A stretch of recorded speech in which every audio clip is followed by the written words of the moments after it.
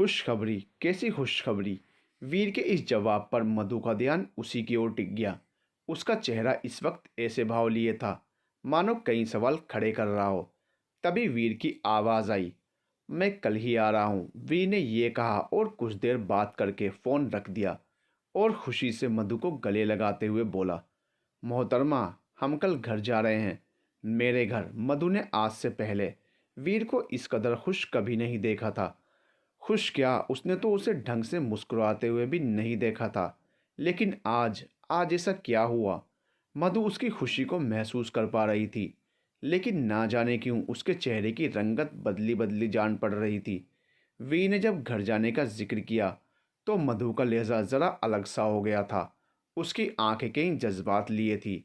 उसने कांपते हुए वीर की पीठ पर हाथ रख दिया और होंठों पर अजब सी मुस्कान ले आई। क्या यह आशिकी की दास्तां वाकई इतनी मासूम थी? क्या वाकई सब कुछ इतना सीधा और साफ था, या पनप रहे थे कुछ दबे राज?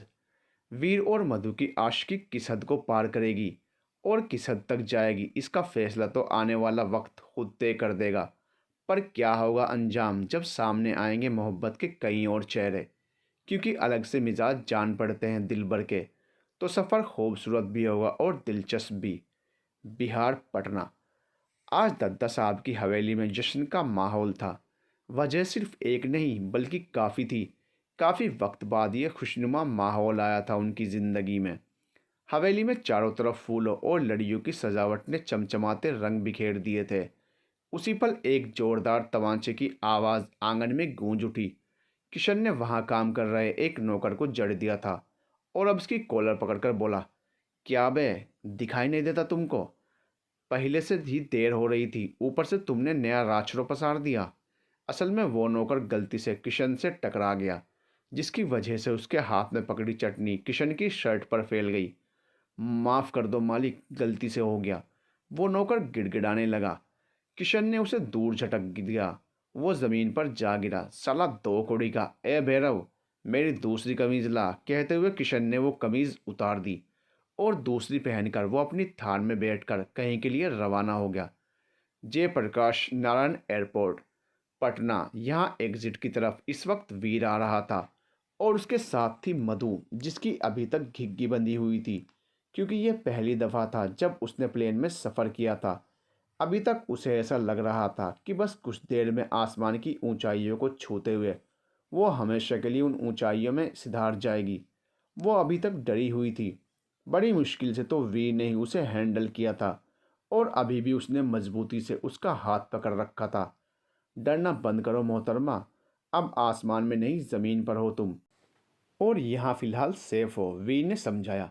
फ़िलहाल से आपका क्या मतलब है? मधु ने अभी भी उसी तरह डरे लहजे में कहा। अरे ज़मीन पर क्या एक्सीडेंट्स नहीं होते? आपको ना मज़ा आता है मुझे डराने में? मैंने कहा था ना ट्रेन से चलते हैं, पर आपको प्लेन से ही आना था। आपको अंदाज़ा भी है कितना डर लग रहा था मुझे। मधु भुनभुनाई। हम, पर डर का सामना एक न एक दिन तो करना पड़ेगा ना। कब तक भागती रहोगी इस डर से? वी ने आराम से कहा। मधु अब भी शांत रही। उसने अब भी कस के वीर के हाथ को पकड़ रखा था। राजा इस वक्त मुंबई में ही था और उसका ध्यान रखने की जिम्मेदारी शीला को सौंपी गई। मधु नहीं चाहती थी उससे दूर रहना, पर वो उसे यहाँ नहीं ला सकती।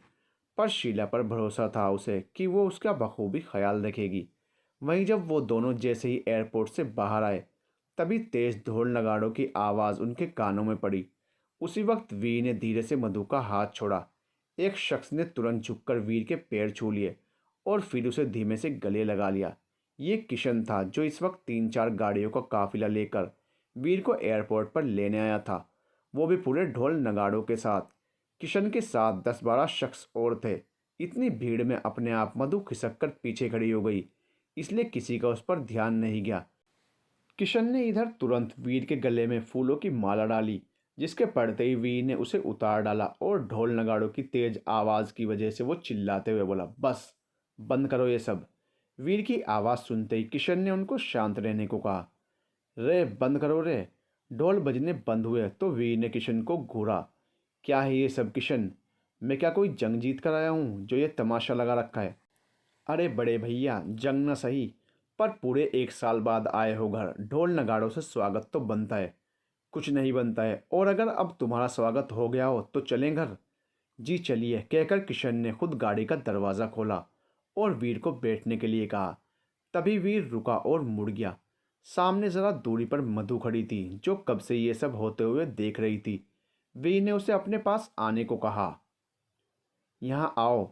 और आखिरकार अब किशन के साथ साथ सबका ध्यान मधु पर गया। किशन ने गौर से मधु को ऊपर से नीचे तक देखा। सफ़ेद रंग का जालीदार सूट और गुलाबी रंग का दुपट्टा जो उसके गले में फंसा था, लंबे खुले बाल और सहमा सा चेहरा। वहाँ मौजूद हर एक शख्स की नज़रें मधु पर टिकी थी, जिसे वी ने महसूस कर लिया। मधु धीरे से उसके पास आकर खड़ी हो गई। उसकी नज़रें ज़मीन पर थी। तभी वी ने उसका हाथ थामकर वहाँ मौजूद सभी लोगों की ओर देखते हुए कहा, नज़रें झुक जानी चाहिए अब सबकी। ये कोई घूरने की चीज़ नहीं, बल्कि ठाकुर खानदान की होने वाली बहू है।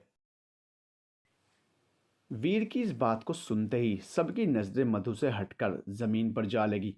और किशन, वो हैरान था कुछ हद तक, क्योंकि उसने सोचा नहीं था कि वीर के यहाँ आते ही उसे इतनी बड़ी सच्चाई पता चलेगी। उसने जल्द इस सच्चाई को स्वीकार किया और तुरंत झुककर मधु के पैर छू लिए। इस वजह से मधु के कदम कुछ पीछे हो गए। किशन ने अदब से उससे बात की, आइए भौजी, बैठिए अंदर। ओए भैरव, आगे वाली गाड़ी खाली कर, उसमें भैया और भौजी बैठेंगे, किशन ने कहा और तुरंत गाड़ी में आके ड्राइविंग सीट पर बैठ गया।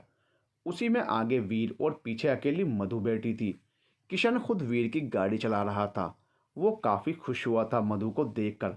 आखिर वीर की ज़िंदगी में भी एक लड़की आ गई थी और अब ठाकुर खानदान को उसकी बहू मिल चुकी थी। सारी गाड़ियां एयरपोर्ट से रवाना हो गई। तो आजकल क्या कर रहे हो किशन पांडे? अभी भी लोगों को डराने का काम चल रहा है या फिर सुधार आया है थोड़ा? वीर ने उससे सवाल किया। अरे भैया, आप भी ना, अब हम कुछ नहीं करते वैसा जैसा आप सोच रहे हैं। बड़े सुकून से ज़िंदगी कट रही है और अब तो शादी भी होने वाली है, तो अब हमको खुद ये सब रास नहीं आता। अरे वाह, ये बदलाव हकीकत में आया है या फिर कोई ढोंग है? नहीं भैया, अगर ढोंग करेंगे भी तो आपसे कब तक छिपा पाएंगे? किशन ने कहा। वीर अब खामोश रहा। तभी किशन की आवाज़ उसके कान में पड़ी। वैसे भैया, दिल खुश कर दिए हो आज तो एकदम। कहाँ से ढूंढ कर लाए हो इतनी सुंदर भौजी? किशन की बात पर वीर की नज़र गाड़ी के मिरर पर गई, जिसके द्वारा उसने मधु को देखा, जो इस वक्त एक कोने में सिमट कर बैठी थी। वीर समझ रहा था कि उसे काफ़ी वक्त लगने वाला था ये सब अपनाने में। मैंने नहीं, बल्कि मेरी किस्मत ने खुद ढूंढ कर खड़ा कर दिया तुम्हारी भौजी को मेरे सामने। वीर उसी शीशे से मधु को निहारते हुए बोला। मधु के चेहरे पर मुस्कान आ गई और वीर उसकी हर एक हरकत को देख पा रहा था। नाम क्या है इनका? किशन ने सवाल किया। मधु। वीर के इस एक शब्द से मधु का दिल धड़क उठा। पहली बार वीर के मुंह से उसने अपना नाम सुना था और आज उसे अपना नाम और खूबसूरत लगने लगा था। मधु, रूप की तरह नाम भी प्यारा है भौजी आपका, इस बार वो मधु से बोला। उसके व्यवहार में इस वक्त काफ़ी अपनापन था, इसलिए मधु को किशन से ना तो अब डर लग रहा था और ना अजीब। वो देख सकती थी कि किशन कितना मानता है वीर को, और उसके साथ आए सभी लोग बेहद इज्जत और खौफ से पेश आ रहे थे। यानी यकीनन इंस्पेक्टर साहब ने यहाँ भी अपने डर की लहर फैला रखी थी। खैर, कुछ देर बाद सारी गाड़ियाँ हवेली के आगे आकर रुकी। किशन फटाफट गाड़ी से उतरा और उसने मधु की ओर दरवाज़ा खोलकर उसे बाहर आने को कहा। मधु को इन सब की बिल्कुल आदत नहीं थी, इसलिए बेशक उसे ये सब अजीब लग रहा था। वो गाड़ी से बाहर उतरी और उधर वीर भी उतरकर आगे खड़ा हो गया। उसने नज़रें उठाकर पूरी हवेली पर एक नज़र डाली। वहीं मधु की आंख भी फटी रह गई थी अपने सामने खड़ी इस इमारत को देखकर। वहाँ चारों तरफ आदमी ही आदमी थे, कुछ वहाँ की देखभाल के लिए तो कुछ दद्दा साहब के आदमी। किशन फुर्ती में वीर और मधु को अंदर ले जाने के लिए आतुर था। मधु को ये सब देखकर डर सा लगा। उसने तुरंत पीछे से वीर का हाथ कसकर थाम लिया और डरी सहमी उसके पीछे चल पड़ी। आखिरकार वो हवेली की दहलीज पार करने को हुए और तभी, वहीं रुक जाओ इंस्पेक्टर वीर ठाकुर। ये आवाज़ सुन वीर और मधु दोनों के कदम ठहर गए।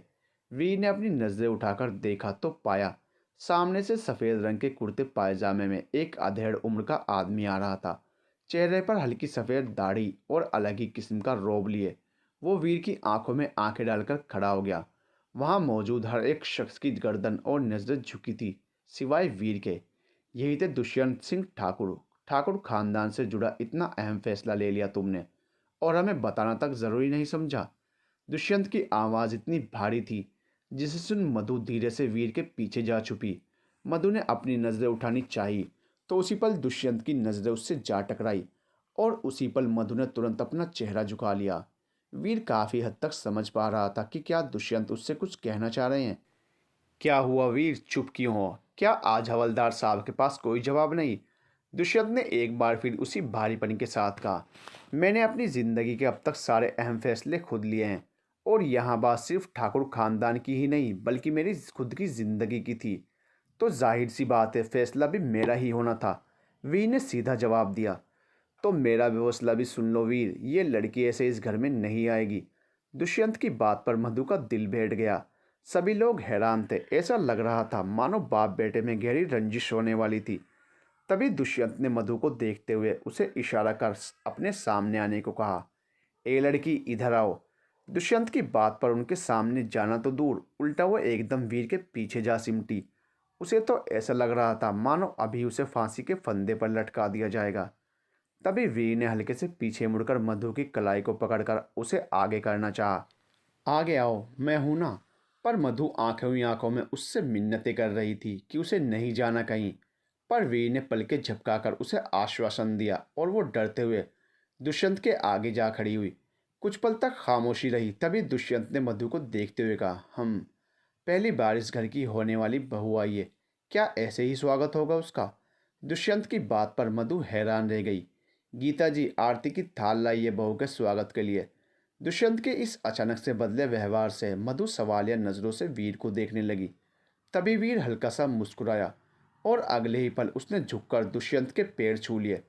सदा सुखी रहो मेरे शेर।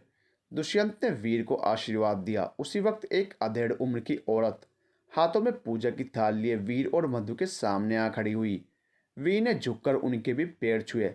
मधु को माजरा अब तक समझ नहीं आया, लेकिन अब उसने अपने सर पर दुपट्टा डाल लिया, और जैसे दुष्यंत के पैर छूने के लिए झुकी, उसी पल उन्होंने उसे बाजू से पकड़कर सीधा खड़ा किया और बेहद प्यार से कहा, खुश रहो बिटिया और डरो मत हमसे। कभी कभी मजाक हम कर लेते हैं, और जब वीर ने खुद तुम्हें चुना है तो हम कौन होते हैं तुम्हें उससे अलग करने वाले। ये सुनकर मधु आखिरकार हल्की सी मुस्कुराई, और अब मधु ने उस औरत के भी पैर छू लिए। तो वो औरत बोली, क्या बात है लल्ला, बहू तो एकदम चांद का टुकड़ा लाया है। अरे ये कहो ना दाइमा कि चलता फिरता चांद ले आया हूँ। वीर प्यार से मधु की ओर मुस्कुराते हुए देख कर बोला। मधु शर्मा गई। तभी दाइमा ने उन दोनों की आरती उतारी और बलाइयाँ लेकर उन्हें अंदर आने को कहा। दहलीज के अंदर कदम रखते हुए मधु की आंखों में एक अलग सी चमक थी, और चेहरे पर मुस्कुराहट जो ना जाने कौन सी दास्तान बयान कर रही थी। शाम के समय मधु इस समय एक कमरे में थी जो दाई ने उसे रहने के लिए दिया था, और वीर दूसरे कमरे में ठहरने वाला था। मधु इस समय पूरे कमरे को गौर से देख रही थी, जो कि बेशक बेहद बड़ा और खूबसूरत था। वहीं दूसरी ओर वीर इस समय दुष्यंत के साथ था। पापा, राशु कहाँ है? अपने कमरे में है। जब से उसने सुना है कि तुम आ रहे हो तब से बेहद खुश है। दुष्यंत बोले, इसी के लिए तो आया हूँ पापा, कब से इंतज़ार था इस दिन का। 1 साल हो गया है उसे इस हालत में देखे, पर अब आखिरकार उसे पहले की तरह देख पाऊंगा। कहते वक्त वीर जरा भावुक हो गया। दुष्यंत ने उसके कंधे पर हाथ रखा। चलो वीर, वो इंतज़ार कर रहा होगा तुम्हारा, कहकर दुष्यंत वीर को एक कमरे में लेकर आए। कोई दिख नहीं रहा था उसमें फिलहाल, पर वीर को उसे एक पल में कई यादों ने घेर लिया। भैया, वो रौनक आज भी मुझे परेशान कर रहा था, आप प्लीज चलकर उसे सबक सिखाओ। एक 11-12 साल का लड़का रोते हुए वीर के पैरों से जा लटका।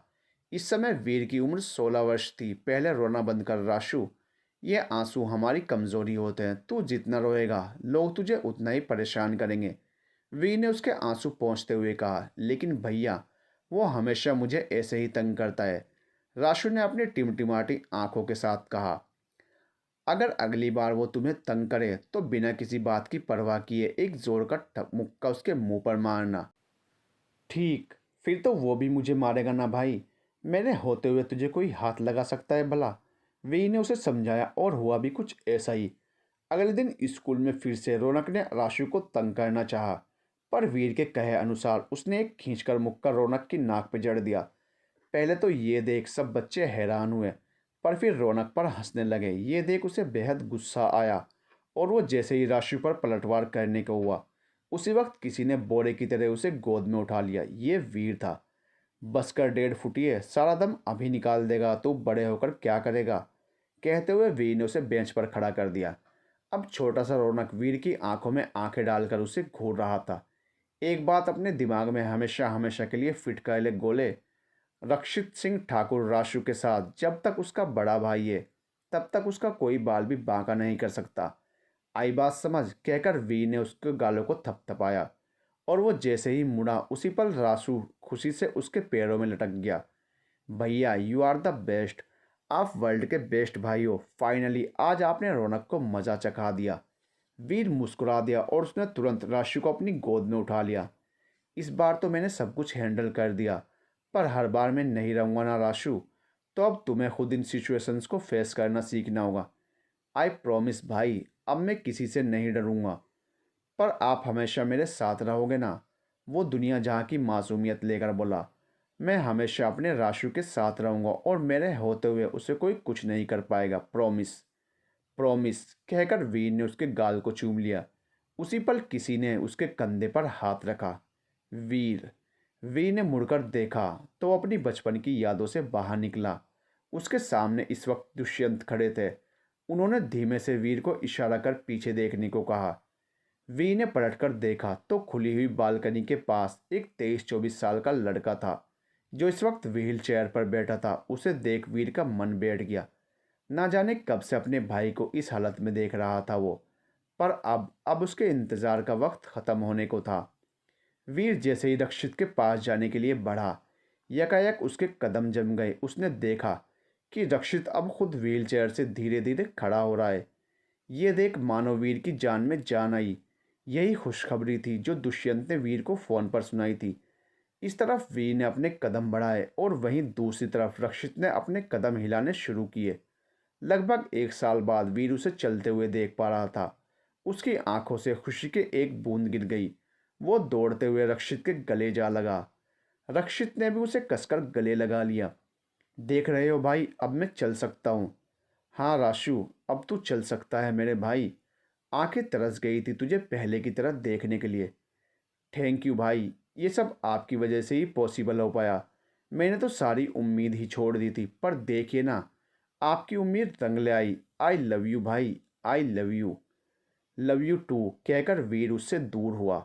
तभी दुष्यंत उसके पास आए और अपने दोनों बेटों के कंधों पर हाथ रखते हुए बोले, इस बाप से पूछो, तड़प गया था दद्दा साहब अपनी औलादों को मुस्कुराते देखने के लिए, पर आज माँ काली की कृपा से हमें सब मिल गया।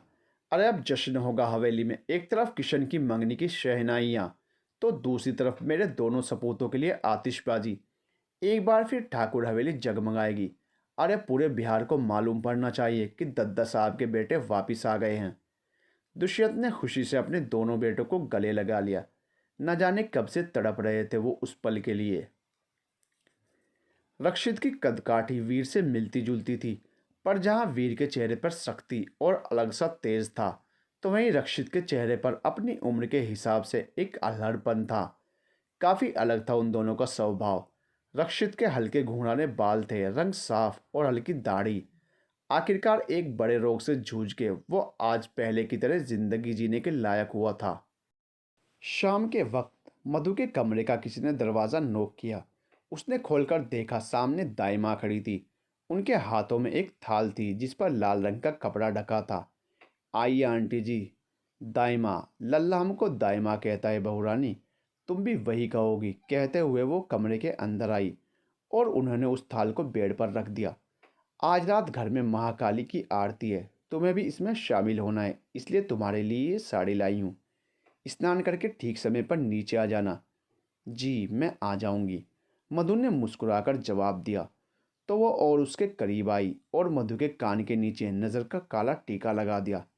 कितनी खूबसूरत बहू लाया है मेरा लल्ला। बड़ी आंखें, गुलाबी होंठ, खड़ी नाक, एकदम मेरे लल्ला की तरह तीखे नैन नक्श।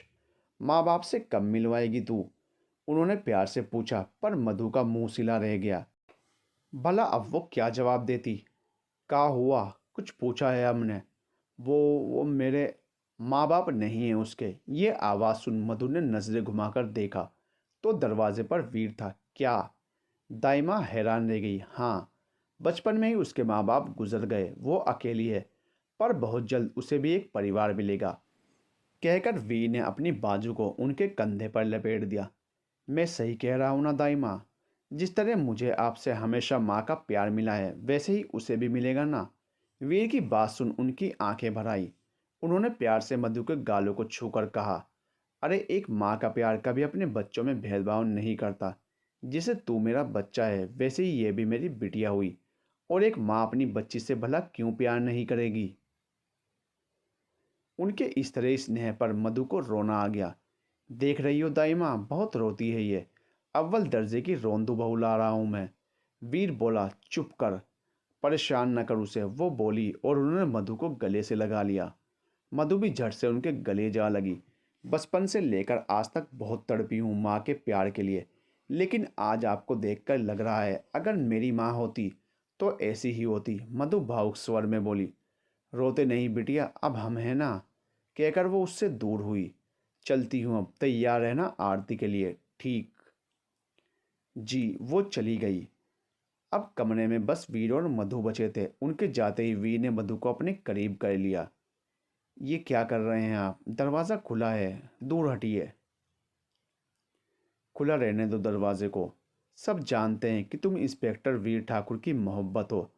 बस भी करिए, कोई देखेगा तो सोचेगा कितने बेशरम हो गए हैं ठाकुर साहब। तो सोचने दो, मोहब्बत में ही शर्म के पर्दे गिरते हैं ठकुराइन। वीर पर आशिक का सुरूर छाया था। मधु इस कदर शर्मा गई कि वीर से नजरें तक नहीं मिला सकी। तभी वीर झुका और उसने हौले से मधु के चेहरे के तिल को स्पर्श कर लिया। उस एक पल में मधु का तन बदन जकड़ गया। उसकी सांसों की रफ्तार बढ़ गई। वीर धीमे से उससे दूर हुआ। वो अपने होंठों पर गहरी मुस्कान लिए उसके लाज शर्म से भरी सूरत को निहार रहा था।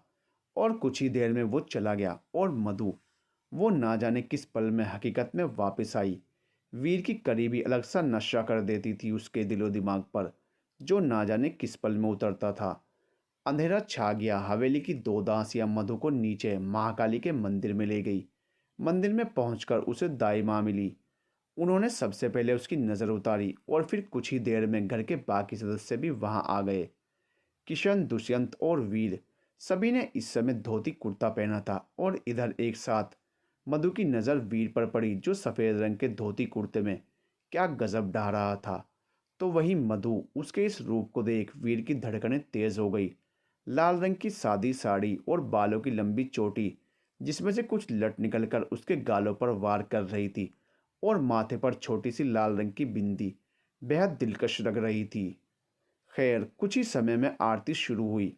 एक एक कर सबने पूजा की थाल घुमाई और आखिर में दाई माँ ने मधु को आरती की थाल पकड़ाकर सबको आरती देने को कहा। मधु ने वो थाल पकड़ी। उसी वक्त रक्षित का नीचे मंदिर में आना हुआ।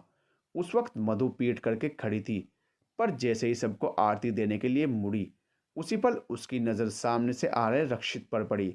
रक्षित की नज़र भी सामने कुछ दूरी पर खड़ी मधु पर गई, और खन की आवाज के साथ मधु के हाथ से थाली जमीन पर जा गिरी।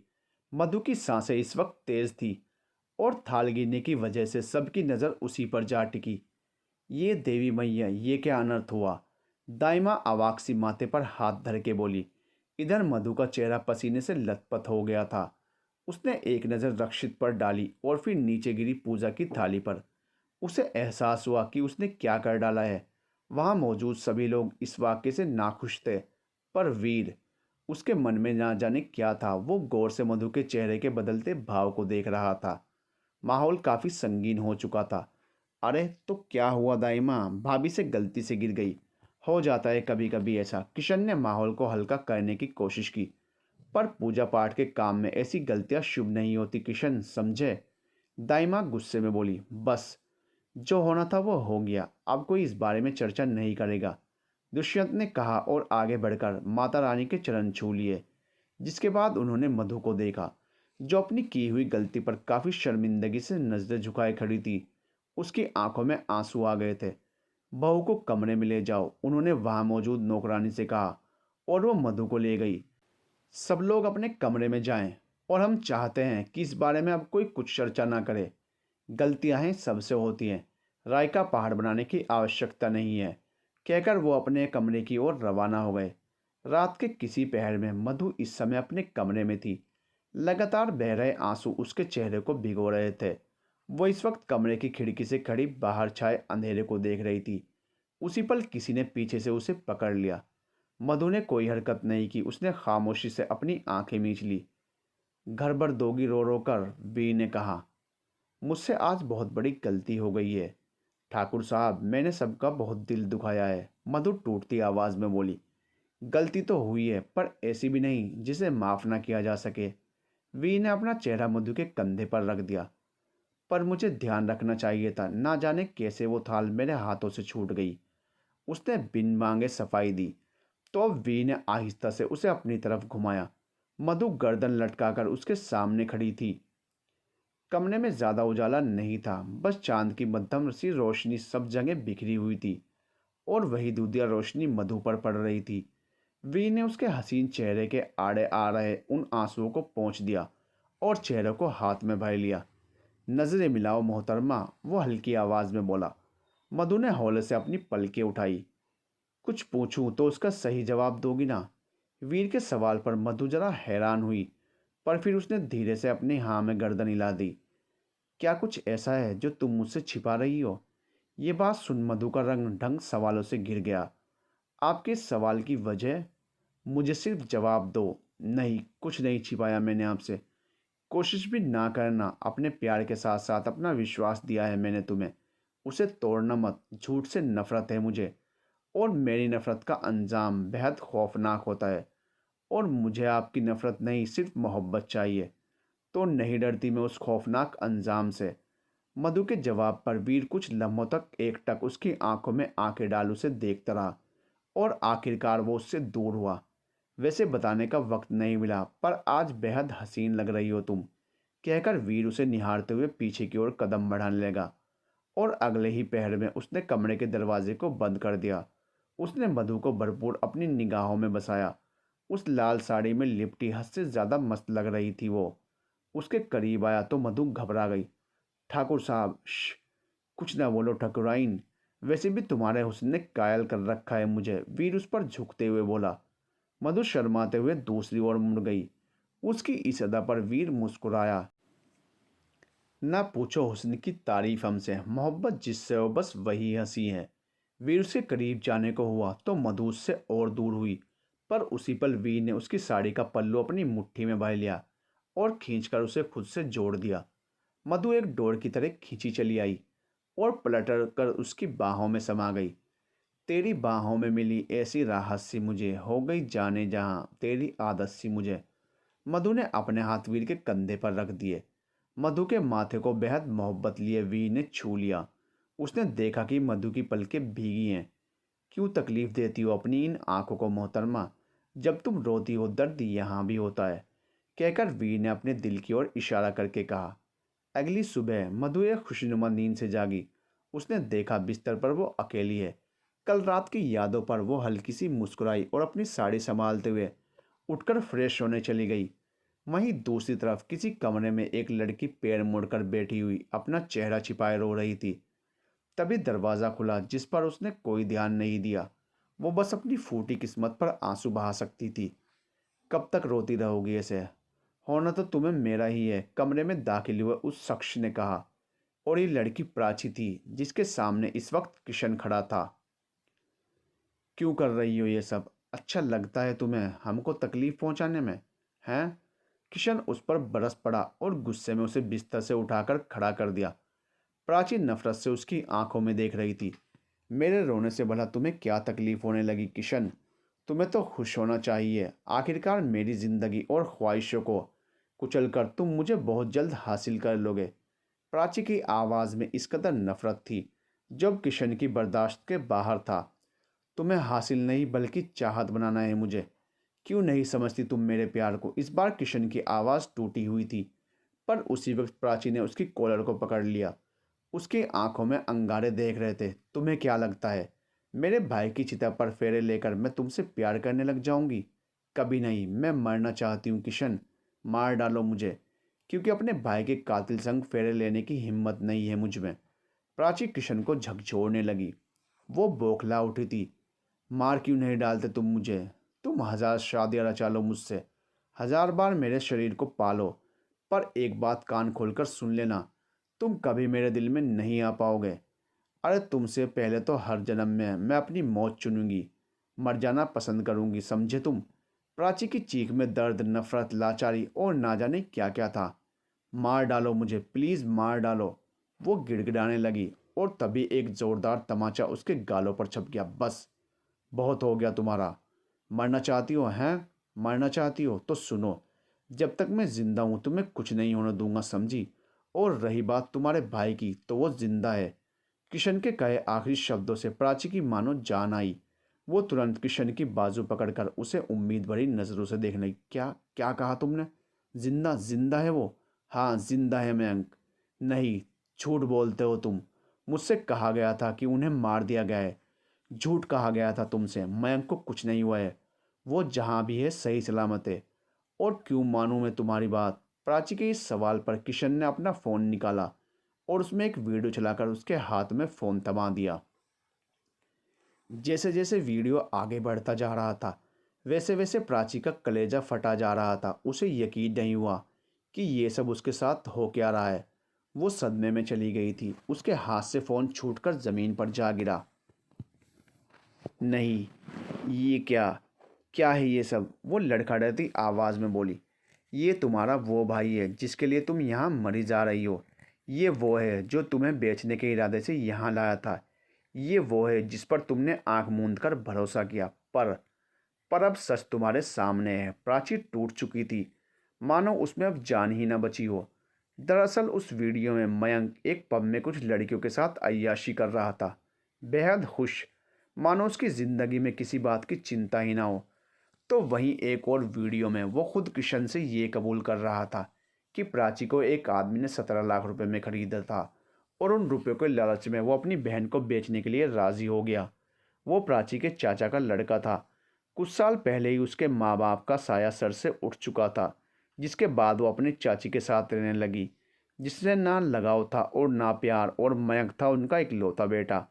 प्राची को जिंदगी का एक और ऐसा झटका लगा था जिसने उसे अंदर तक तोड़ डाला। वो बेसुसी ज़मीन पर गिरने को हुई, पर तभी किशन ने आके उसे थाम लिया और गोद में उठाकर बिस्तर पर बिठा दिया। इसीलिए हमने तुमको सच नहीं बताया, पर कुछ तो बताना ही था ना, तो कह दिया था कि वो मर गया है, क्योंकि जानते थे हम कि तुम कभी ये सच्चाई बर्दाश्त नहीं कर पाओगी। अरे तुम क्या, दुनिया की कोई बहन ये नहीं सह पाएगी कि चंद पैसों के लिए उसके भाई ने इतनी नीच हरकत की। प्राची के चेहरे पर कोई भाव नहीं थे, बस लगातार उसके आंसू बहे जा रहे थे। तुम्हें हमसे नफरत करनी है करो, हमें मारना है मारो, जो कहना है वो कहो, पर उस घटिया आदमी के लिए आंसू बहाना बंद कर दो, कहकर किशन वहां से उठ खड़ा हुआ और जैसे ही दरवाजे तक पहुंचा तभी उसने अपने कदम रोक लिए। और हाँ, रही बात तुम्हारे शरीर को पाने की, तो तुम भी कान खोलकर सुन लो। तुम्हारे शरीर से नहीं बल्कि तुमसे प्यार करते हैं। तुम्हारी इजाज़त के बिना ना छुआ है तुम्हें और ना छुएंगे, चाहे ज़िंदगी भर तुम्हारी नफरत ही क्यों ना सहनी पड़े, पर खुद से आज़ाद नहीं कर पाएंगे तुम्हें।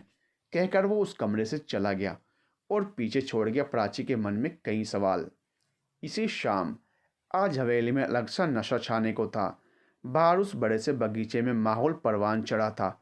ठाकुरों का जश्न था तो शमा भी नशीला होने वाला था। गाने बजाने की आवाज़ अंदर हवेली में भी आ रही थी और मधु के कमरे तक भी। बाहर सारे के सारे मर्द थे और आधे से ज़्यादा तो नशे में धुत। उनके बीच में आग लगाने के लिए बुलाया गया था एक बिजली को। वहीं एक और गानों पर इठलाते हुए किशन के आदमी ने कहा, क्या बात है यार भैया, मज़ेदार बना दिया हो आज की शाम ये पार्टी देकर। अरे भाई, शादी होने वाली है किशन की, जश्न तो बनता ही है ना। किशन नशे में चूर बोला। हाँ हाँ, वो अंग्रेजी में कहते हैं ना, बछड़ा पार्टी, वही दिए हैं किशन भैया। पीछे से एक आदमी बोला, चुप बे साले जाहिल, बैचलर बैचलर पार्टी कहते हैं। किशन बोला, अरे हाँ हाँ वही। वहीं दूसरी ओर वीर वहाँ आया। उसने इस वक्त काले रंग की कमीज के साथ गहरे नीले रंग की जीन्स पहनी थी। उसके साथ रक्षित भी था।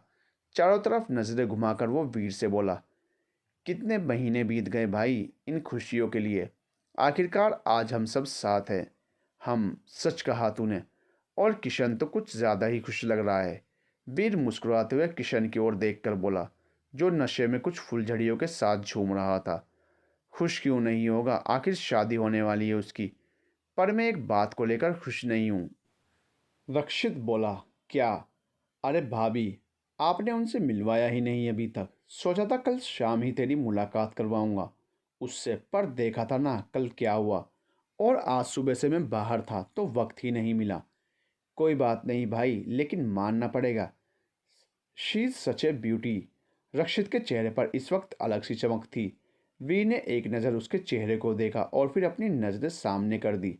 हम ब्यूटी, वीर ने कहा, जिसके चेहरे पर अजीब सा ढंग था। इधर कमरे में मधु बेड पर बैठी बैठी कुछ सोच रही थी। तब उसने ड्रॉर से एक बैग निकाला और उसमें से एक लिफाफा निकालकर उसे देखने लगी।